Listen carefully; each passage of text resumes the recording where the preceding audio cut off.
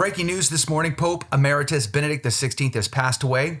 9:34 a.m. Rome time, according to the Vatican Communications Office. He passed away at his monastery in the Vatican Gardens.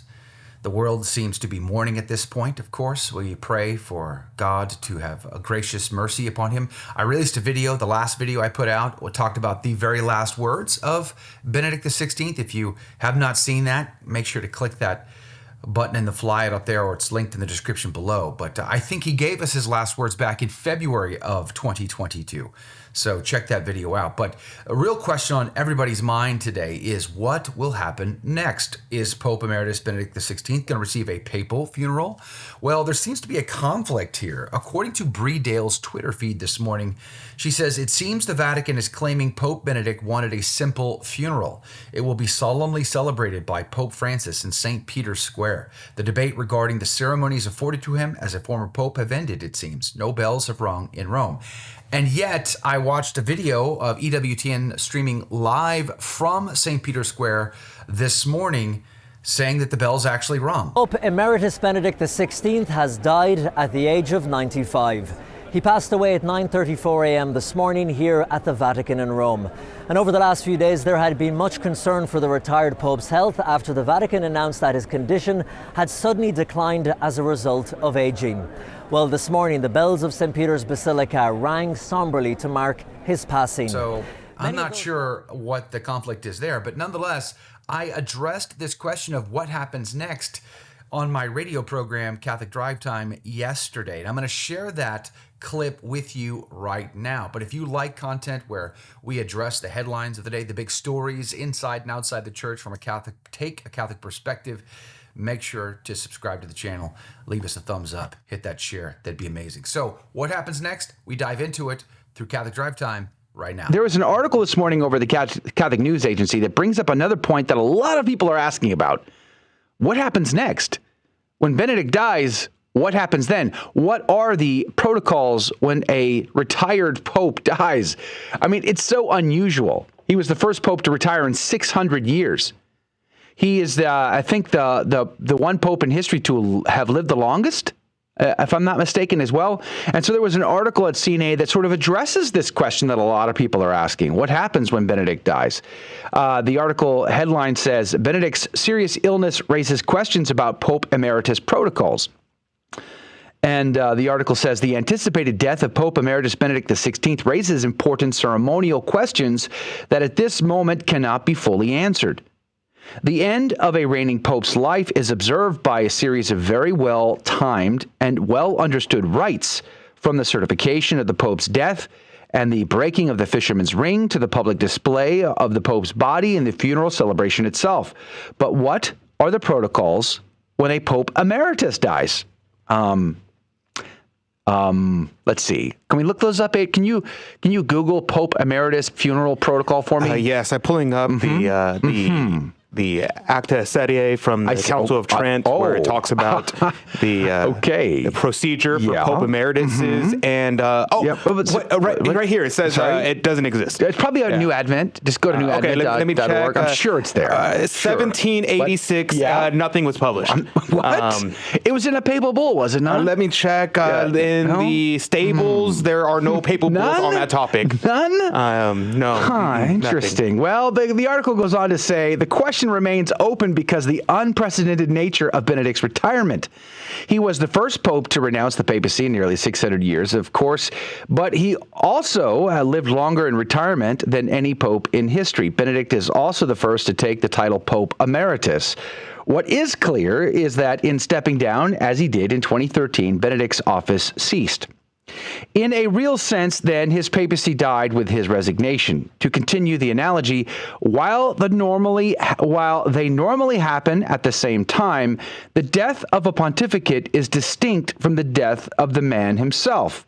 This idea used to be manifested dramatically in the old custom in which the Camerlengo would strike the body of the deceased pope 3 times with a gavel, calling him not by his name as pope, but by his baptismal name. That must be a weird job.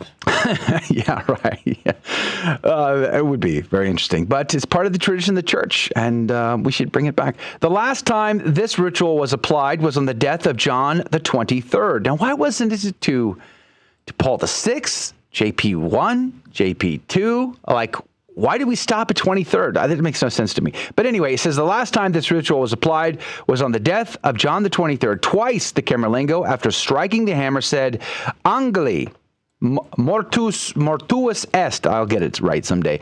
Angel, are you dead? And on the third time, there came a final confirmation, meaning... Said yes.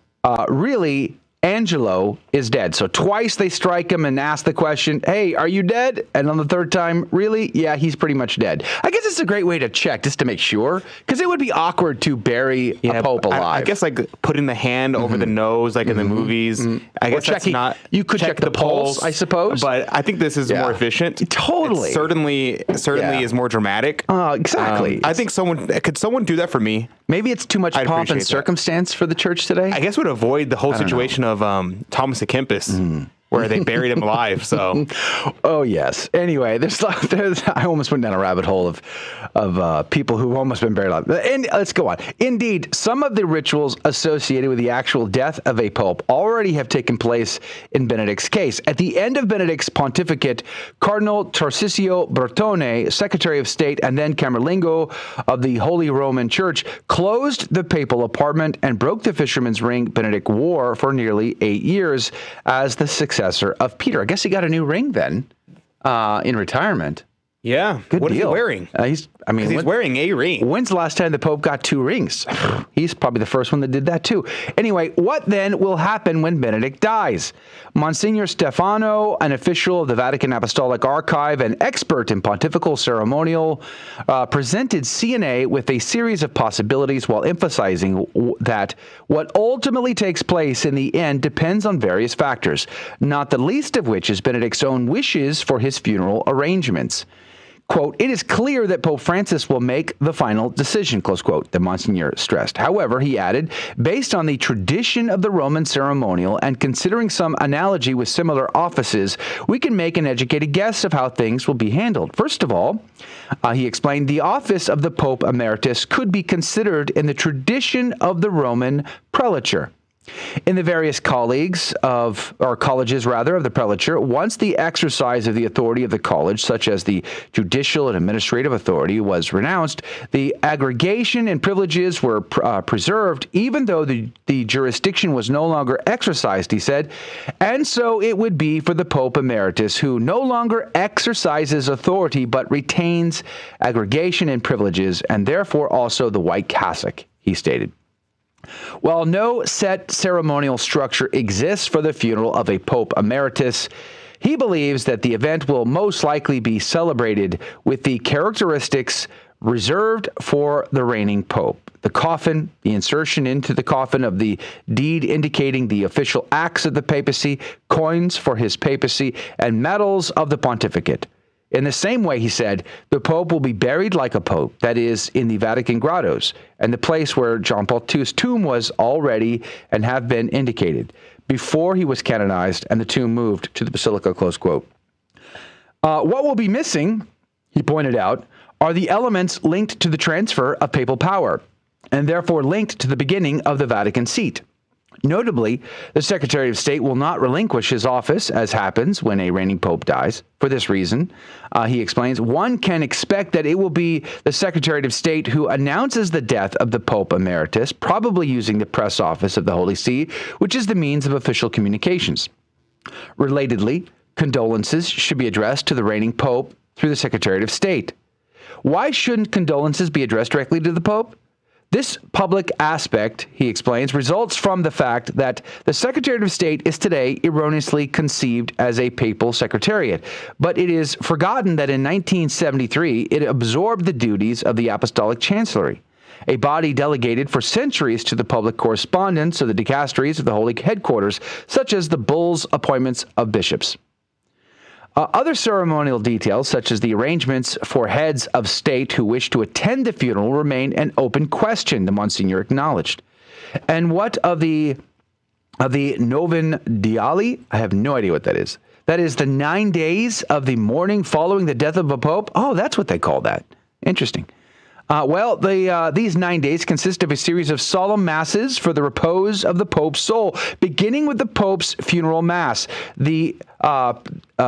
that precede the general congregations and pre-conclave meetings. Regardless of whether the 9 days is observed, in Benedict's case, his funeral would take place within a few days of his death, as with other ceremonial details surrounding the death of Pope Emeritus. We must wait to see what transpires. And that's the article out of CNA. So, bottom line here, we are going to see a Pope-esque funeral when Pope Emeritus Benedict XVI dies. That's my guess. Adrian? Pope-esque funeral. I suppose. A popish funeral? Mm-hmm. Or as the British might say, papish? A papish? A papish funeral? I mean, it's overall, I would venture to guess, and taking everything you said into consideration, that they will not consider any of that. And they will just do the most confusing thing possible, which is give him a papal funeral. So, yeah. That's my guess. The confusion here is, okay, he's like a pope, but we've already done some of these tasks already. We already crushed the ring. We've already sealed his apartment, which nobody lives in now. Instead, we renovated the hotel and they'll just spend millions of dollars upgrading that so the Pope could live there.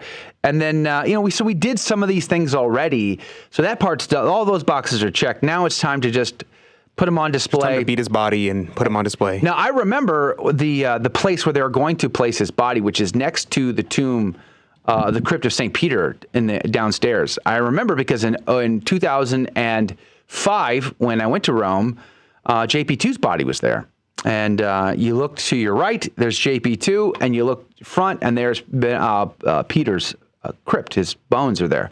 So I think that's where they're saying they're going to place him. And eventually, I guess in 6 or 7 months when he's declared a saint, he'll be moved up to the Basilica. Yeah, that's a good question. I'm thinking by the end of 2023. Oh, you're going a full year. I think it'll be. I mean, Debbie Downer. JP2 was 9 years. John the 23rd was about 50 years. So Paul VI was also pretty long. He was like 46 years, 42 years. JP1's had to wait a long time. JP1 still has not been canonized. So you're saying they're speeding this thing up? It looks like it. Okay, we'll see. I don't know. But speaking of sainthoods.